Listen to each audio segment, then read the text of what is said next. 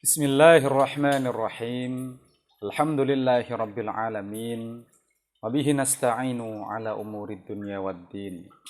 Assalatu wassalamu ala nabiyyina Muhammadin sallallahu alaihi wasallam wa ala alihi wa ashabihi wa man tabi'ahum bi ihsanin ila yaumiddin. Qala Allah ta'ala fil Qur'anil azim. A'udzu billahi minasyaitonir rajim. Wa qur rabbi a'udzu bika min hamazatis syayatin wa a'udzu bika rabbi ayyahdurun. Shadaqallahul azim. Assalamualaikum rekan-rekan sekalian yang antusias. Alhamdulillah kita bersyukur kepada Allah di kesempatan yang sangat bahagia ini, yang segar ini dengan iringan rintik-rintik hujan ya. Kita masih diberi kesempatan oleh Allah, diberi waktu, ya, diberi energi, diberi kesehatan, sehingga kita bisa meneruskan cerita tafsir tematik kita. Temanya masih tentang sihir milenial ya. Kita ingin mendalami itu sampai puas gitu. Dan topik kali ini yang terkait dengan itu adalah bisikan-bisikan setan. Mudah-mudahan segala sumber daya yang Allah titipkan kepada kita, rizki, ilmu, keluarga, lingkungan, tetangga, teman-teman, waktu, semuanya bisa bermanfaat dan berkah, mensupport kita untuk bisa selamat dan bahagia di dunia wal akhirah, dan kita kembali kepada Allah dalam kualitas terbaik kita, yakni husnul khotimah. Amin ya rabbal alamin. Rekan-rekan sekalian, yang lalu sudah kita simpulkan ya bahwasanya Al-Mu'awwidhatain, surat Al-Falaq dan An-Nas, surat 113 dan 114 di mushaf atau di dalam Al-Quran itu sudah jelas itu bukan ayat sihir. Ya, bukan ayat sihir, bukan ayat untuk membenarkan bahwa Nabi kena sihir. Ya, salah itu. Tidak pas. Ya, sudah kita tinjau di episode-episode yang lalu ya, sudah kita buktikan itu mulai dari kritik sanadnya, kritik matanya, sampai kesimpulannya adalah diskualifikasi hadis sihir. Kita wajib meletakkan hadis sihir itu, tidak boleh kita memakainya ya. Itu sangat terindikasi kuat orang-orang zalim, orang-orang yang benci terhadap Islam, orang-orang yang tidak suka terhadap Islam untuk berkembang ya. Kemudian mereka seenaknya sendiri menuduh ya, Rasul itu intat tabi'una illa rajulan mas'uron, kalian tidak mengikuti kecuali seorang laki-laki yang kena sihir. Itulah tuduhan mereka, tuduhan orang yang zalim itu ya. Kita sudah tahu bahwasanya riwayat itu tidak masuk akal gitu, tidak pas, karena riwayat itu menyebut orang yakni Labid bin Al-Aqsam Al-Yahudi, sementara Al-Mu'awwidhatain itu terutama di redaksi An-Naffatsati fil Uqad itu adalah perempuan. Jadi tidak connect, tidak nyambung ya. Nah, jadi kesimpulannya kita memang mesti meletakkan di situ rekan-rekan sekalian. Lalu ada teman yang bertanya kepada saya itu bahwa, "Loh, terus bagaimana itu maknanya Al-Mu'awwidhatain itu? Terus itu ayat apa Mu'awwidhatain itu? Terus itu maknanya berbicara tentang apa? Quran surat 113 dan 114 itu Al-Mu'awwidhatain itu." Nah, kita akan tinjau itu lebih dalam ya. Kita akan fokus memaknai itu. Kita akan lebih fokus memahami itu. Setelah kita tolak bahwasanya itu bukan Quran, bukan ayat sihir, maka itu lantas ayat apa itu? Nah, ini cukup panjang. Kita akan insya Allah akan buat 2 episode ya. Oke. Kita akan bacakan dulu ayatnya ya. Qul a'udzu birabbil falaq min syarri ma khalaq wa min syarri ghasiqin idza waqab wa min syarrin naffatsati fil 'uqad wa min syarri hasidin idza hasad. Kemudian surat 114-nya Al-Mu'awwidhatain itu qul a'udzu birabbin nas malikin nas ilahin nas min syarril waswasil khannas alladzi yuwaswisu fi sudurin nas minal jinnati wan nas. Ya. Nah, jadi rekan-rekan sekalian, ada yang mengatakan bahwasanya Al-Mu'awwidhatain itu ya, Al-Mu'awwidhatain itu, jadi Al-Mu'awwidhatain maksudnya 2 surat minta tolong kepada Allah ya. Kalau disebut dengan surat Al-Mu'awwidhatain, ya ini 2 surat untuk minta tolong kepada Allah. Ya.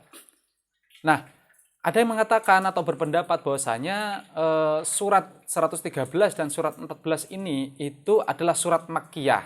Ya, surat Makkiyah yaitu surat-surat yang turun sebelum Nabi hijrah ke Madinah. Ya, jadi Nabi itu kan di Mekah selama 13 tahun, kemudian hijrah ke Madinah, di Madinah selama 10 tahun. Lah, kalau itu disebut sebagai surat Makkiyah, ya, surat Makkiyah itu surat yang turun sebelum Nabi hijrah ke Madinah. Itu namanya surat Makkiyah. Ya. Adapun surat Madaniyah itu surat yang turun setelah Nabi. Kalau surat Makkiyah surat yang turun sebelum Nabi hijrah ke Madinah. Surat Madaniyah yaitu surat yang turun setelah Nabi hijrah ke Madinah. Lah, surat Al-Mu'awwidhatain itu ada yang menyebut bahwasanya ini adalah surat Makkiyah, yakni surat yang turun sebelum Nabi hijrah ke Madinah. Kemudian surat Al-Falaq dan An-Nas itu, ya, secara tertib turunnya ada yang mengatakan ini surat yang turun ke-20 dan ke-21. Jadi Al-Falaq itu surat yang turun nomor ke-20. Kalau surat An-Nas itu surat yang ke-21, turunnya setelah surat Al-Kafirun dan surat Al-Fil. Ya, itu secara tertib turunnya ada seperti itu. Ada wacana seperti itu, bahwasanya urutan surat yang ada di Mushaf Utsmani itu berdasarkan Mushaf Utsmani. Jadi nomor 1 itu Al-Fatihah, nomor 2 Al-Baqarah, nomor 3 Al-Imran sampai 114 itu surat An-Nas. Ya, surat An-Nas itu surat Al-Falaq itu surat yang 113, surat yang ke-113 di dalam Mushaf Utsmani, sedangkan surat An-Nas itu adalah surat yang ke-114 di Mushaf Utsmani itu. Tetapi secara tertib turunnya, surat Al-Falaq itu surat yang turun ke 20, sedangkan An-Nas itu turun ke 21. Ya. Nah. Oke, rekan-rekan sekalian. Jadi yang pertama kita akan masuk ya kepada Al-Qur'annya itu, kepada ayatnya itu. Disebutkan bahwasanya kul, katakan wahai Nabi. Lah, jadi itu perintah kepada Nabi. Tentu saja ini juga perintah kepada kita, ya. Perintah juga kepada kita untuk minta tolong kepada Allah. Jadi secara substansi, secara garis besar, memang Al-Falaq dan An-Nas ini adalah ayat atau surat untuk minta tolong kepada Allah.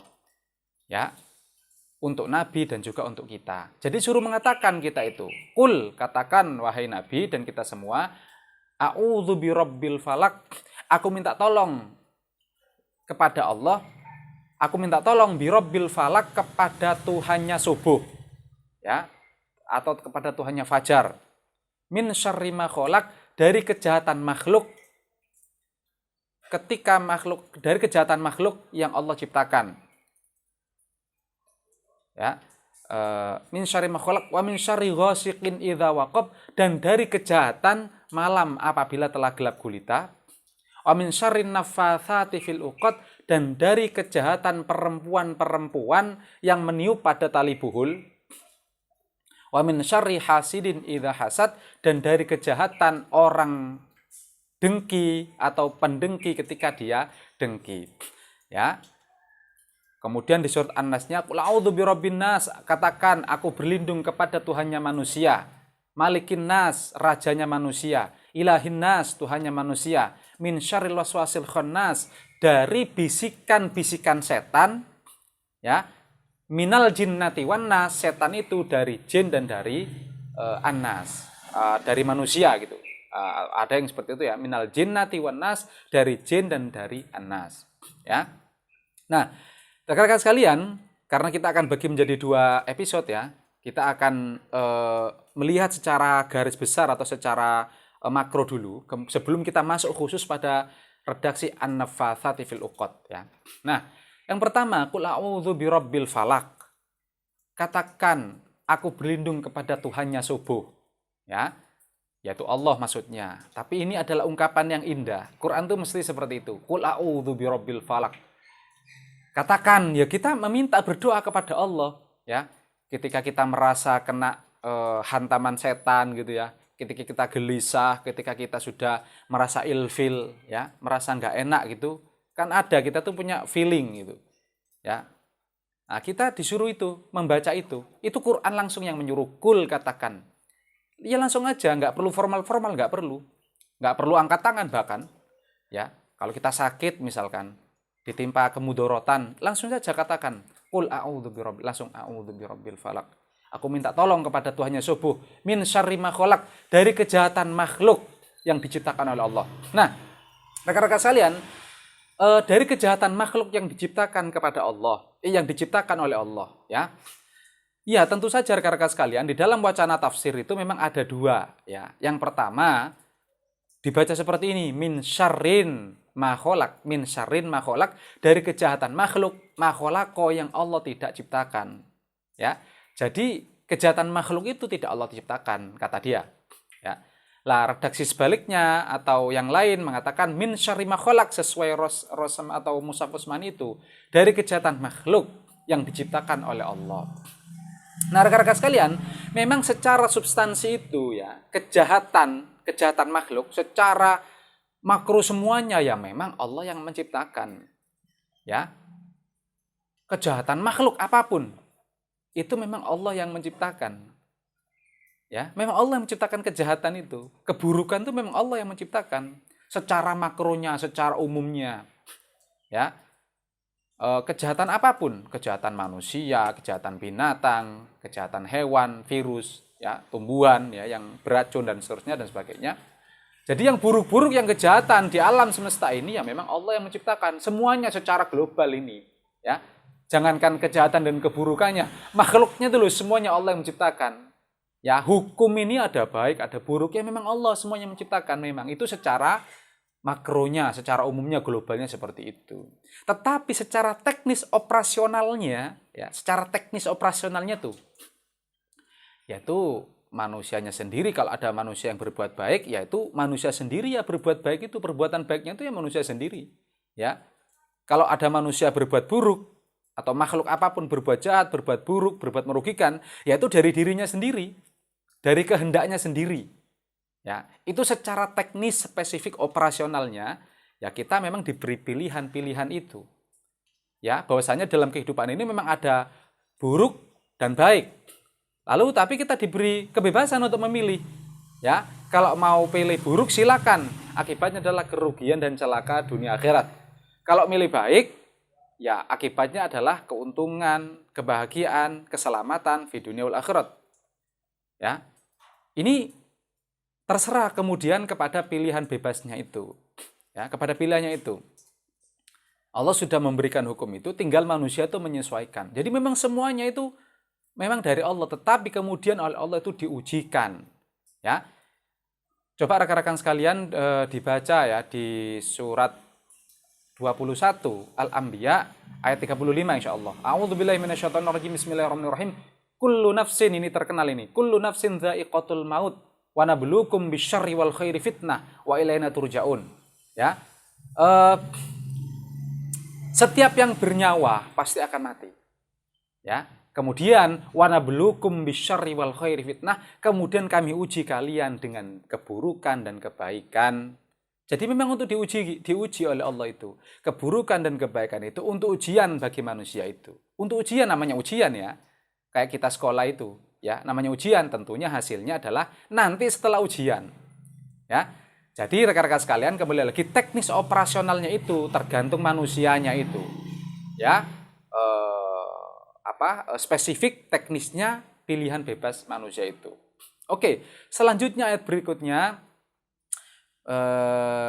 wa min syarri ghasikin idza waqab, dan aku berlindung kepada Allah dari kejahatan malam apabila telah gelap gulita. Lah, kejahatan malam itu bukan ada kaitannya dengan sihir, jin, hantu, seram-seram, itu enggak ada kaitannya dengan itu. Ya, jerangkong, toyol, pocongan dan sebagainya itu enggak ada kaitannya dengan itu. Ya, biasanya kan biasa itu kalau malam-malam takut-takut gitu ya. Dikira ada hantu itu keluarnya malam. Kalau ada matahari dia pergi, takut sama matahari. Itu kan teori film itu. Teori fiksi, fiktif. Rekaan belaka, hayal. Tidak ada dalam realitas, itu tidak ada. Sihir, santet, toyol, pocongan jin, yang kayak ala TV itu, ya, jerangkong dan sebagainya, ya. Hantu-hantu itu nggak ada, ya. Yang kan teorinya kalau malam keluar semua, nggak seperti itu. Disebutkan oleh Allah, makanya wa min syarri ghasikin idza waqab, aku berlindung kepada Allah dari kejahatan malam apabila telah gelap gulita. Malam itu gini rekan-rekan sekalian. Malam itu hanya sebuah kondisi di mana bagian bumi kebetulan dibelakangi oleh matahari. Itulah malam. Ya, jadi bagian bumi yang kena cahaya matahari itu siang, yang sebagian bumi lagi yang sebagiannya yang tidak kena cahaya matahari, itulah malam. Jadi malam dan siang itu hanya kondisi. Kalau siang itu kondisi ketika kena cahaya matahari, bagian bumi kena cahaya matahari. Yang malam itu hanya kondisi ketika bagian bumi tidak kena cahaya matahari. Ada di baliknya, kita sekarang berada di siang hari. Berarti kita tuh sekarang menghadap matahari. Bagian bumi kita tuh menghadap matahari. Kalau malam itu di sebaliknya, kita itu sedang berada di sebaliknya matahari, nggak ada hadapan dengan matahari, ya. Lah, kejahatan malam apabila telah gelap gulita itu bukan kejahatan jin atau kejahatan sihir hantu dan lain, enggak seperti itu. Maksudnya kejahatan malam itu bisa jadi yang pertama itu musuh-musuh Nabi. Kan malam itu kan dulu nggak seperti sekarang terang benderang banyak lampu, ya. Dulu itu sulit lampu apalagi di padang pasir. Jadi kalau malam itu musuh Nabi ketika mau mencelakai Nabi itu gampang sekali. Atau juga binatang-binatang yang membahayakan atau virus-virus itu malam itu memang sangat kondusif, ya, untuk mencelakai kita. Makanya diminta aku berlindung kepada Allah dari kejahatan malam apabila telah gelap gulita. Itu artinya. Ya. Kemudian wa min syarri naffatsati fil 'uqad akan kita bahas khusus di episode di depan nanti, ya. Lah sekarang langsung wa min syarri hasidin idza hasad, dan aku berlindung kepada Allah dari kejahatan pendengki apabila ia telah dengki.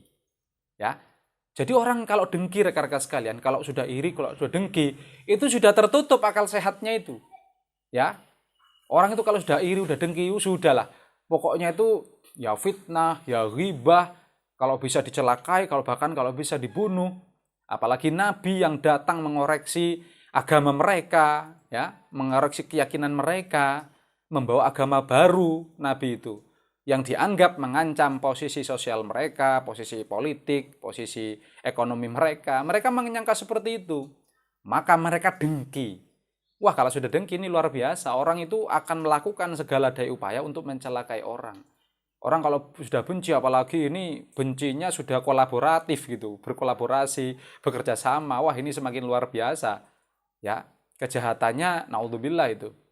Ya, memang bisa membahayakan.